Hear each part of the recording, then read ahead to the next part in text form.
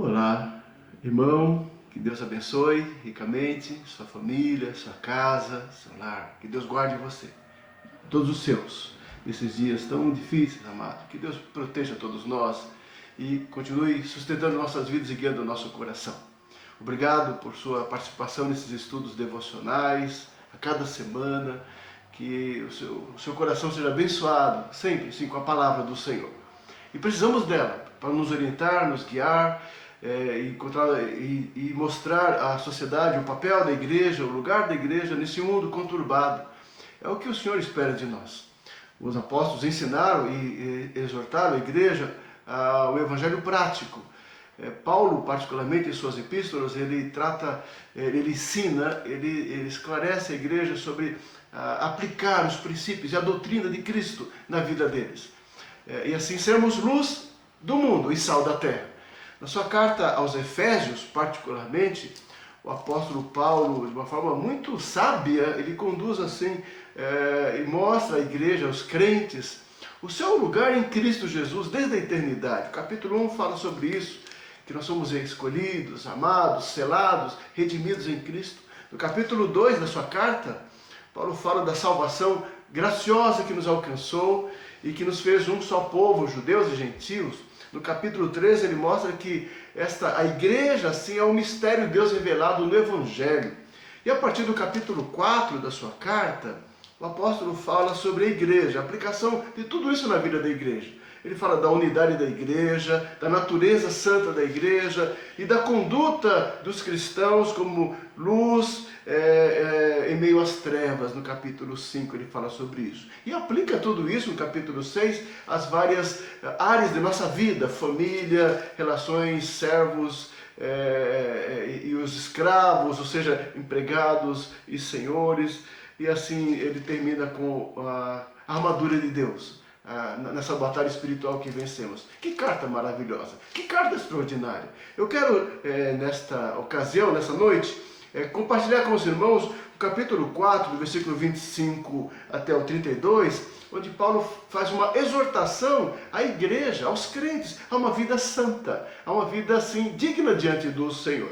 Por favor, peço que o senhor abra sua Bíblia no capítulo 4 da carta de Paulo aos Efésios, versículo 25 em diante, diz assim: Por isso, deixando a mentira, fale cada um a verdade com o seu próximo, porque somos membros uns dos outros. Irai-vos e não pequeis. Não se ponha o sol sobre a vossa ira, nem deis lugar ao diabo. Aquele que furtava, não furte mais. Antes trabalhe, fazendo com as próprias mãos o que é bom, para que tenha com que acudir ao necessitado. Não saia da vossa boca nenhuma palavra torpe, e sim unicamente a que for boa para edificação, conforme a necessidade, e assim transmita graça aos que ouvem. E não entristeçais o Espírito de Deus, no qual fostes selados para o dia da redenção. Longe de vós toda amargura e cólera e ira e gritaria e blasfêmias, e bem assim toda malícia. Antes, sede uns para com os outros benignos, compassivos, perdoando-vos uns aos outros, como também Deus em Cristo vos perdoou. Oremos. Ó Deus amado, abençoa, Deus, nossa amada igreja, abençoa nossa vida, nossa família, nossa casa, e abençoa-nos, ó Pai, com o entendimento da Tua palavra. Tenha misericórdia de nós, perdoa os nossos pecados, purifica o nosso coração. Em nome de Jesus que nós oramos. Amém. Por que Paulo faz uma exortação à santidade? É importante vermos a porção anterior, no capítulo 4 ainda, que ele fala sobre a natureza dos cristãos, né? do cristão transformado pela graça de Deus. Então, no capítulo 4, versículo 20 em diante, diz assim: Mas não foi assim que aprendestes a Cristo, se é que de fato o tendes ouvido e nele foste instruídos, segundo a verdade em Cristo, em Jesus, no sentido de que, quanto ao trato passado, vos despojeis do velho homem, que se corrompe segundo as concupiscências do engano, e vos renoveis no espírito do vosso entendimento, e vos revistais do novo homem, criado segundo Deus em justiça e retidão, procedentes da verdade. E aí ele continua o raciocínio. Versículo 5 ele fala: por isso, deixando a mentira, fale cada um de vós com o próximo. Por isso o quê? Porque nós somos revestidos do novo homem em Cristo. Somos pessoas remidas, transformadas, alcançadas pela graça de Deus em Jesus Cristo. Então, essa transformação de vida, essa mudança de vida em Cristo Jesus, implica numa mudança de pensamento, de coração, de atitudes, de ação. É o que ele vai, assim, trabalhar nos versículos seguintes, né? São frutos, são as evidências, assim, desta vida transformada, dessa vida nova em Cristo Jesus, né? Em Cristo Jesus. É isso que nós vamos trabalhar com os irmãos nessa noite. Por favor, acompanhe assim esse nosso estudo, tá? Vamos trabalhar sobre os frutos, as evidências de uma vida transformada pela graça de Deus. Somos crentes alcançados e assim, por sermos cristãos alcançados, isso implica uma vida nova, comportamento novo, né? Vamos ver o que Paulo nos diz.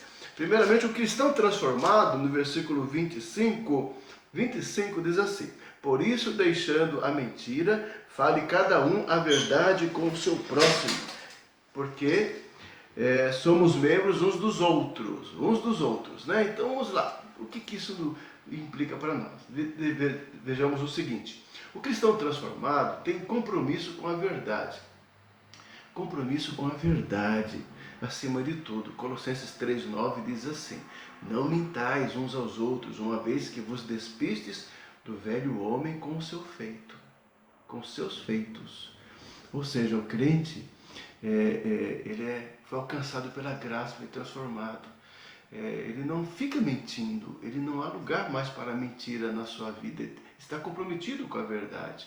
Zacarias 8,16 diz: eis as coisas que deveis dizer, falai a verdade cada um com seu próximo, executai juízo nas suas portas, segundo a verdade, em favor da paz.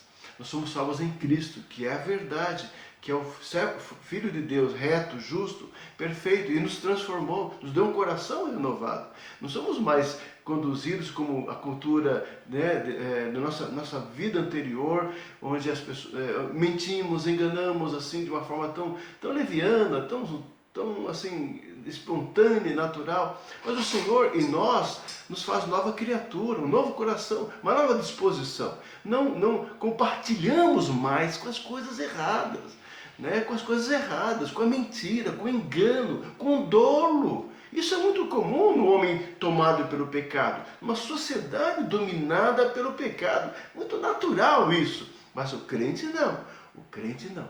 Ele é luz. Ele busca a verdade em tudo, na sua conduta, na sua fala, no seu discurso. Ele é verdadeiro, ele é correto, ele é leal, ele é fiel, ele não fala pelas costas, ele não trai as pessoas, ele não faz maledicência, ele não faz fofoca, ele não busca essas coisas, mas ele fala a verdade sempre. Isso é coisa do cristão transformado mesmo, né?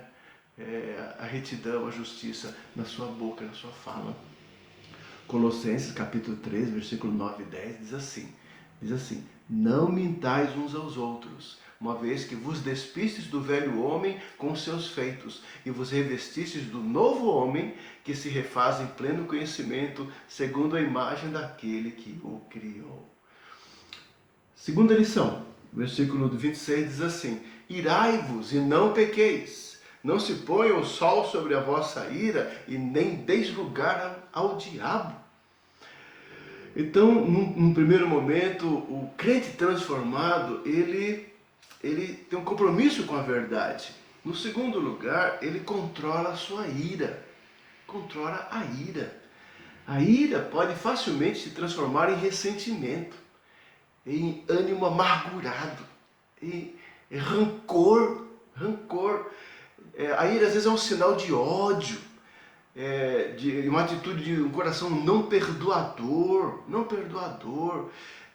Quando a indignação se transforma em raiva, e isso se acumula, isso se guarda, e quando isso não é resolvido e tratado, isso é o mal no coração da pessoa.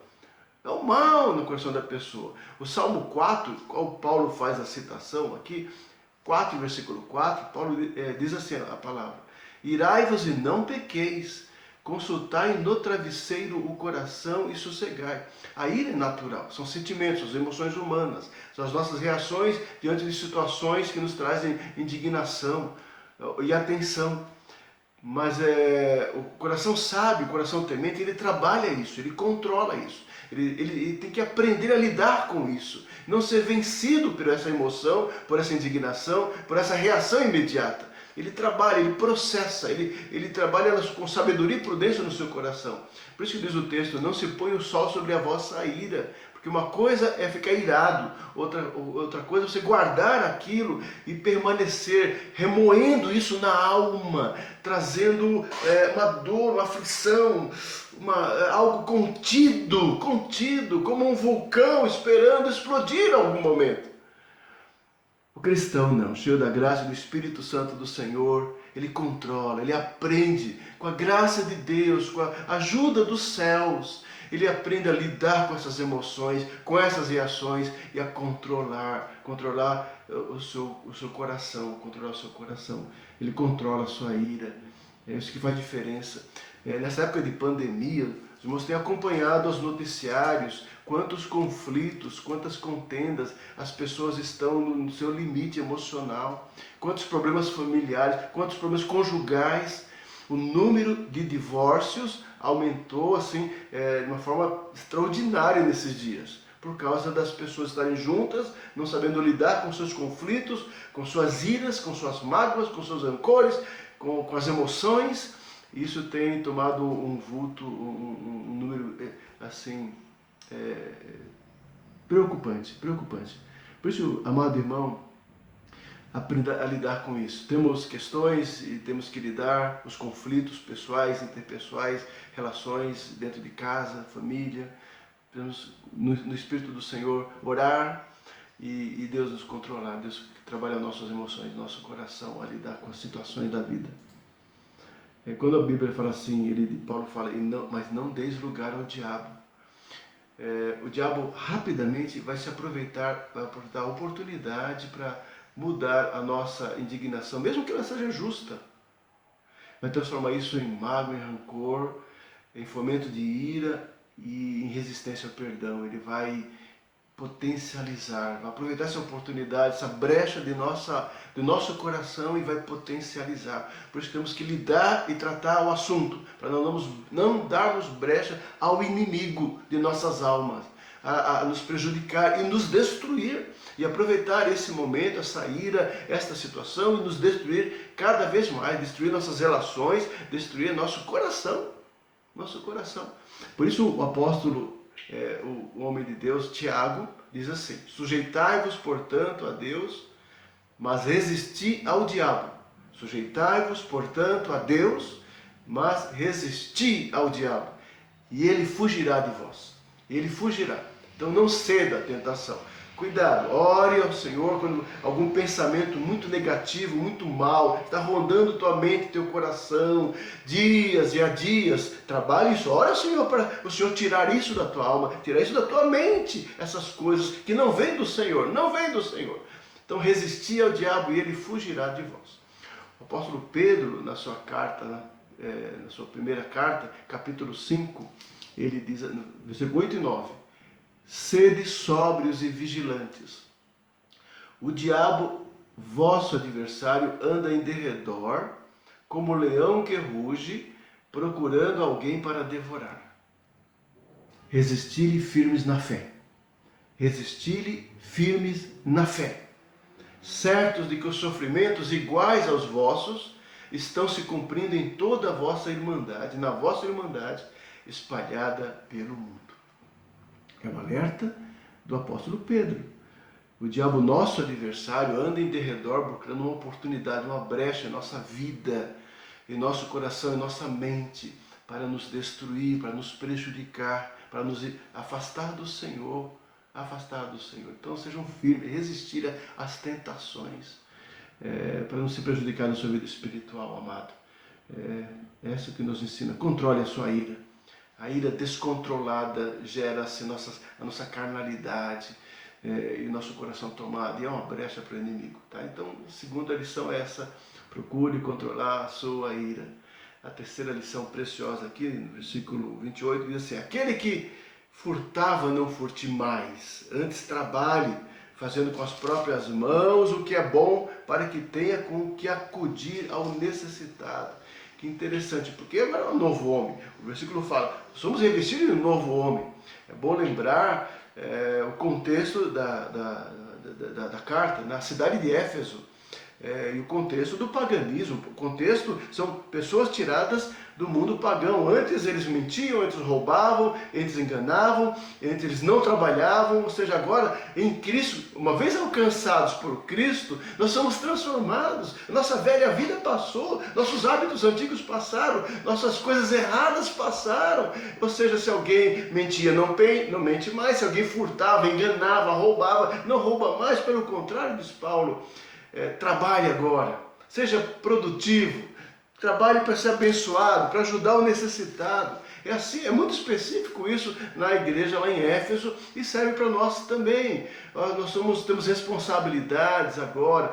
Cristo, o nosso encontro com Cristo nos traz maturidade de vida, entendimento da realidade. Somos responsáveis diante da família, somos responsáveis diante de Deus, diante da igreja, diante da sociedade. Devemos assim, realizar com honestidade os nossos papéis, trabalhar, cuidar, zelar, sermos efetivos mesmo como crentes. Como crentes, colaborando em todas as áreas da vida, em todas as nossas relações, ou seja, fazendo a coisa certa, fazendo a coisa correta para o bem do próximo, para edificar a igreja, para cuidar da família, para trazer algum benefício para a sociedade através da nossa participação. Isso é o trabalho do crente, a nova vida em Cristo Jesus.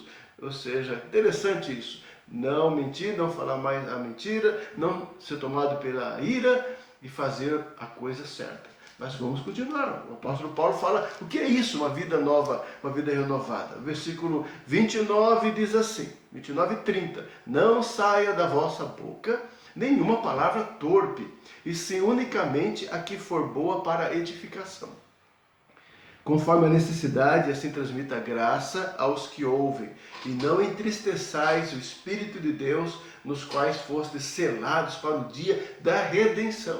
Olha que interessante, né? Agora é uma coisa importante para o cristão. A vida cristã é prática, ou seja, é traduzida em como nós nos expressamos, fazendo boas obras, como nós damos testemunho. A vida cristã é prática. E Paulo é muito claro nesse sentido.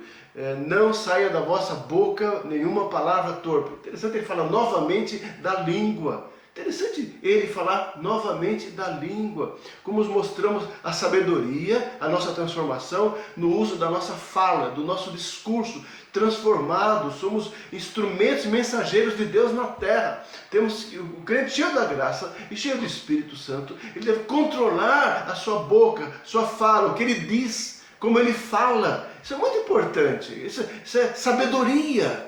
Isso é alguém cheio do temor do Senhor. Não somos pessoas irresponsáveis, não. Irresponsáveis, como às vezes a sociedade. Não há limite para mais nada. Não há mais fronteira para mais nada. As pessoas falam o que pensam, o que sentem, de uma forma assim, livre e irresponsável.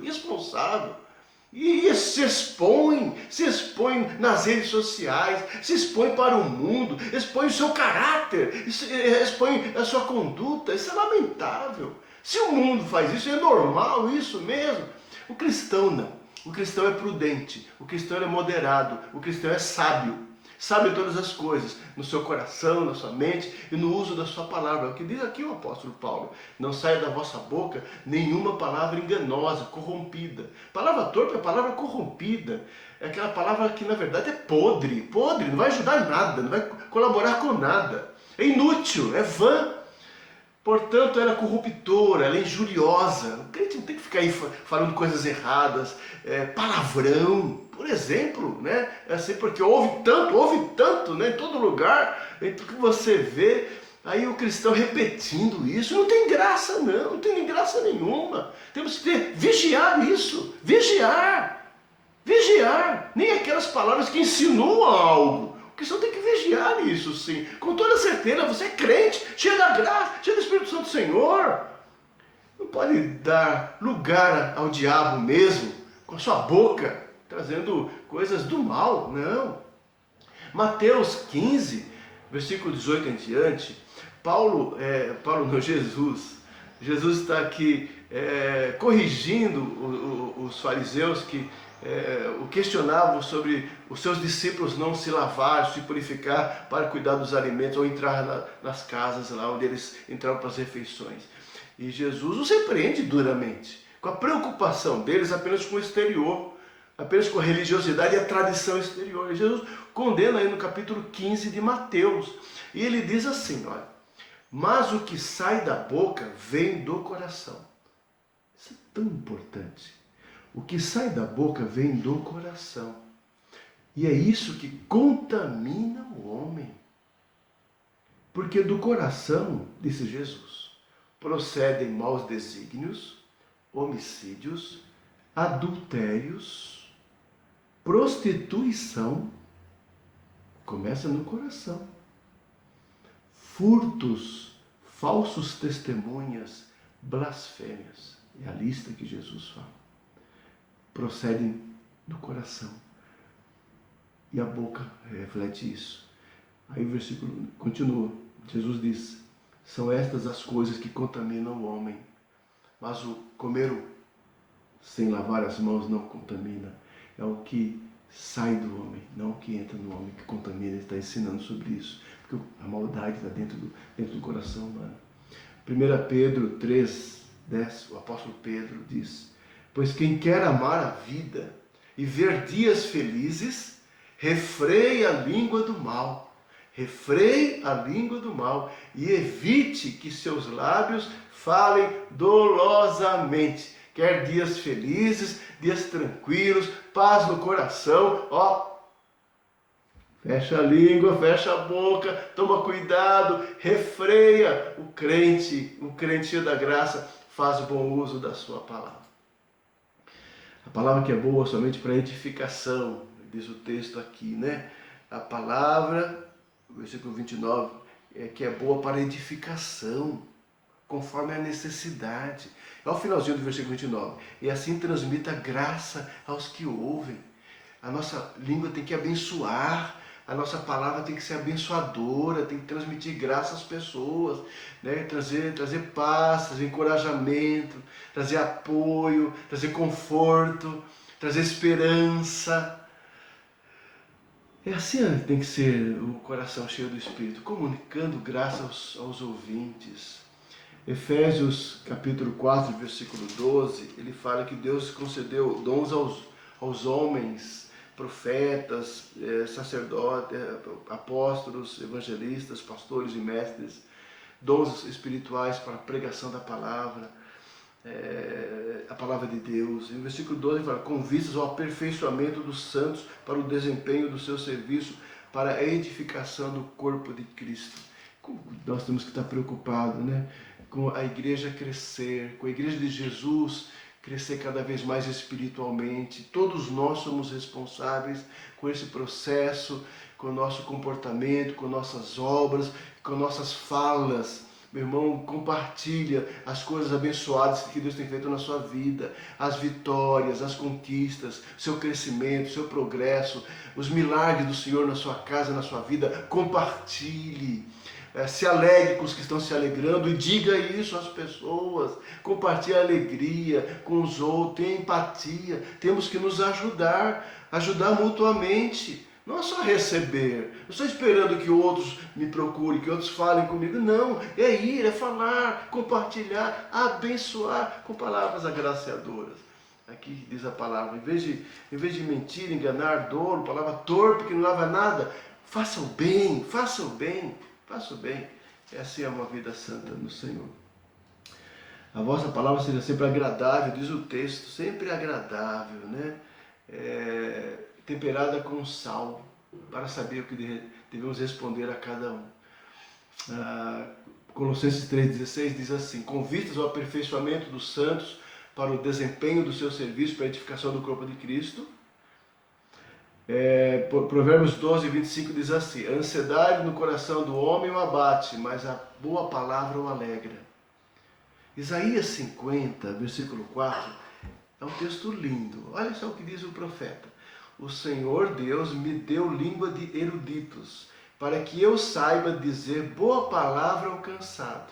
Ele me desperta todas as manhãs, desperta meu ouvido para que eu ouça como os eruditos. É a sabedoria que vem do Senhor, que Deus dá a nós, que Deus nos dá para abençoar ao outro. Outra lição, encontramos no versículo 30, né?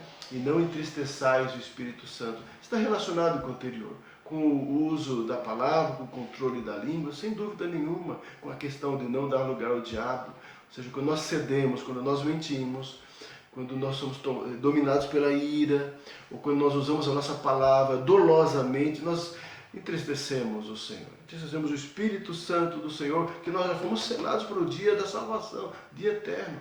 Sempre que nós pecamos assim, contaminamos a nossa alma, abrimos espaço a pensamentos ou sugestões de engano, de mentira, de vingança, de cobiça, sabe, quando a nossa mente se deixa levar por pensamentos errados, ou imundícia, ou impureza, ou lascívia, coisas erradas, coisas que desagradam ao Senhor, que ofendem ao Senhor. Deixamos que a nossa mente se deixe levar por essas coisas. Meu Deus, entristecemos o Espírito Santo de Deus que está em nós. Quando nós permitimos que nossa mente seja preenchida com coisas mundanas, com pensamentos, raciocínios, comportamentos, e consideramos normal, nós ofendemos o Senhor, nós entristecemos o Espírito Santo que está em nós. Causará tristeza ao Espírito todas as vezes que houver algum retorno de nossa parte à velha vida. A velha vida.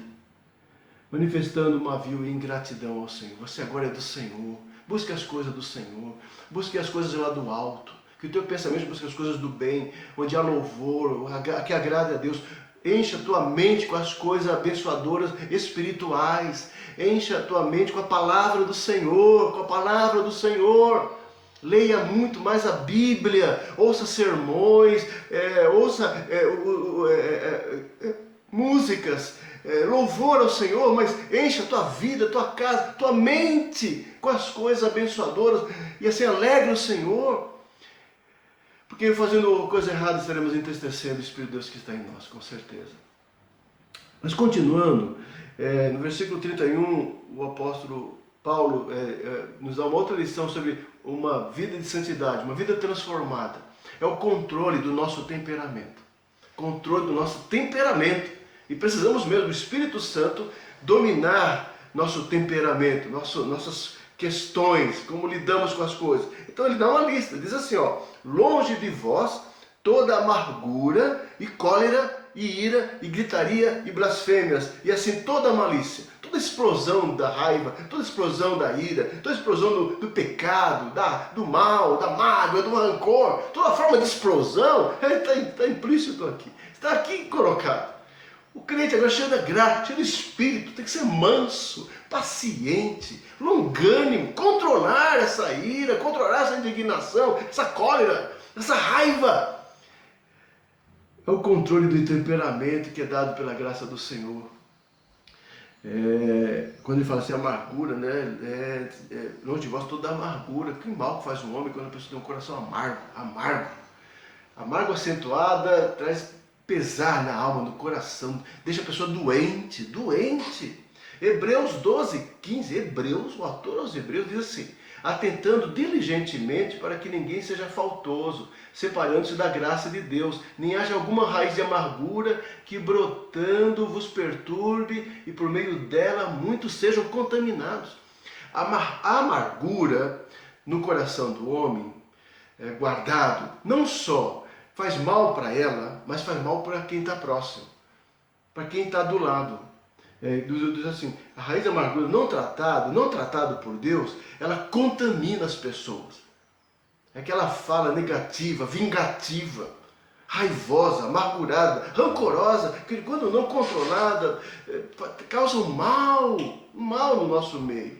Na família, muitas vezes. Então, longe de vós a amargura, diz o texto. A cólera é um sentimento, é uma expressão de fúria, de explosão. A amargura, a cólera, a ira, a gritaria estão interrelacionados. É a explosão do coração, cheio de raiva, de dor, de indignação. Precisa ser trabalhado por Deus, nosso coração. O apóstolo Paulo, na sua carta aos Colossenses, capítulo 3, versículo 8, diz assim: agora, porém, despojai-vos igualmente de tudo isso: ira, indignação, maldade, maledicência, linguagem obscena do vosso falar. Linguagem obscena, tudo isso. O crente tinha que, entender que tudo isso desagrada ao Senhor. O apóstolo Tiago diz assim, capítulo 1, versículo 20: porque a ira do homem não produz a justiça de Deus. Temos que controlar. Gritaria, blasfêmias, malícia, estão tudo relacionado à explosão violenta, já mencionei. As blasfêmias é o uso abusivo da língua, com calúnias. Calúnias, você está tão amargurado que onde você vai, você fala, você solta os seus sentimentos, seu pensamento. Blasfêmia, malícia é a inclinação da mente só para coisa perversa. Você perverte as coisas na sua mente, você fica maquinando e até inverte as coisas. Isso é malícia, é a vil disposição do coração. Então, amado, longe de vós essas coisas. Controle o seu temperamento, controle a ira, a indignação, a ira, a cólera, a gritaria, a explosão do seu temperamento. Controle! O Senhor espera isso do crente, de nós, de mim, de nós. Que todas essas coisas sejam afastadas da nossa vida, diz Paulo. Uma vida santa implica o controle do nosso temperamento. E para finalizar, no versículo 32, Paulo diz assim: antes sede uns para com os outros, benignos, compassivos, perdoando-vos uns aos outros, como também Deus em Cristo vos perdoou. Ou seja, devemos ser bondosos uns para com os outros e perdoar.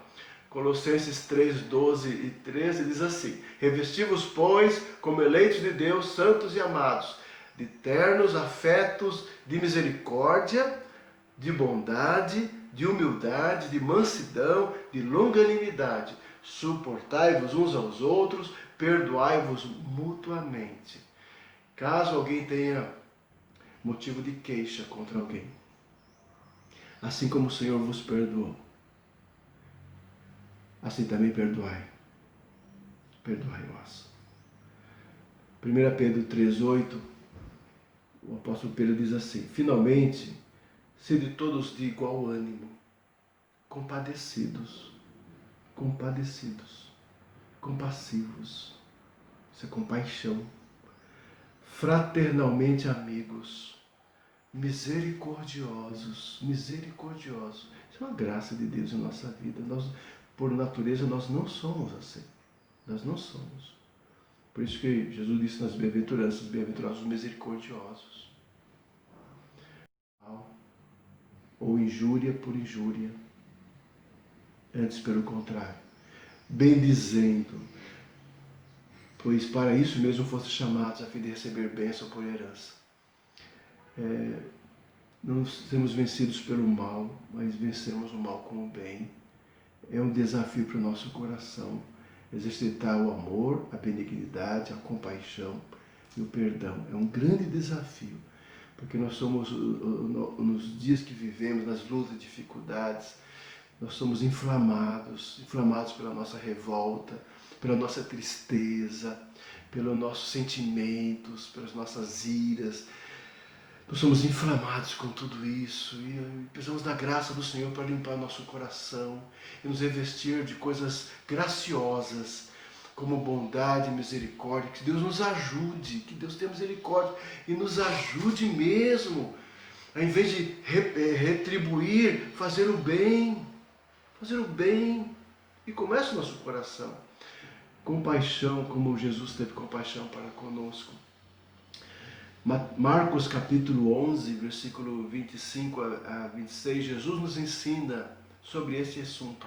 Ele diz assim: e quando estiverdes orando, se tendes alguma coisa contra alguém, perdoai, para que vosso Pai Celestial vos perdoe as vossas ofensas. Mas se não perdoardes, também vosso Pai Celestial não vos perdoará as vossas ofensas. É sério isso. É muito sério. Pedimos a Deus bênção para o trabalho, bênção para a família, bênção para o coração, bênção de tantos lados, mas nos desobedecemos em coisas tão básicas, guardando no coração raiva, rancor e não concedendo perdão àqueles que nos ferem, àqueles que nos prejudicam, àqueles que nos ofendem. Que desafio o nosso coração, como nós precisamos da graça do Senhor. Concluindo, irmãos, um cristão transformado tem essas características aqui, comprometido com a verdade, sempre com a verdade, sempre com a verdade. Nunca falha a mentira, a verdade. Controla a sua ira, busca sempre fazer a coisa certa, sempre. Furtava antes, não furta mais, trabalhe agora. Faz bom uso da palavra que edifica, graciosa, temperada com sal. Faz bom uso da palavra. Não entristece o Espírito Santo de Deus, não entristece mais. Faz as coisas que agradam ao Senhor. Tira da vida aquilo que desagrada ao Senhor e procura coisas que agradam ao Senhor. Ele procura controlar o seu temperamento, controla, pela graça do Senhor, o Espírito do Senhor, ele controla a sua ira, a raiva. É assim o crente, é uma luta, sem dúvida. E finalmente ele exercita o amor, a bondade e o perdão, como diz o texto aqui, benignos e compassivos, e perdoando uns aos outros. É a prática da igreja. É assim que é o crente. Isso é um crente. Isso é o que faz do crente ser crente. É seu comportamento. Não é sua roupa apenas, sua roupa. Mas o que ele é dentro do coração. São as atitudes. São as atitudes. São a sua maturidade, a sua estrutura mental, espiritual, emocional, para lidar com as questões e controlar as questões do seu coração, do seu temperamento. Ele é controlado pelo Espírito. Ele procura fazer a coisa que agrada ao Senhor. Que Deus nos abençoe, amado. Que Deus nos ajude a ter uma vida linda, uma vida bonita, abençoadora. Sermos sal e luz desse mundo, com nossa vida, com nossa conduta, com nossa fala. Que Deus nos abençoe. Dá-nos um coração novo, um coração bondoso, um coração compassivo, um coração perdoador. Que Deus abençoe assim sua vida, amado. Que Deus abençoe a igreja do Senhor nesses dias que o mundo precisa ver algo diferente. Onde é que está algo diferente? Na vida dos cristãos, na vida de todos nós. Que Deus nos abençoe. Oremos. Ó Pai, que a Tua palavra encontre lugar no nosso coração e nos ajude e nos abençoe, Senhor. É a nossa oração, ó Pai. Dá-nos uma semana abençoada, vitoriosa e guardada por Ti. Em nome de Jesus que oramos. Amém, Senhor, amém. Amado, fique com Deus. Fique na paz do Senhor. Tenha uma semana maravilhosa na presença do Senhor.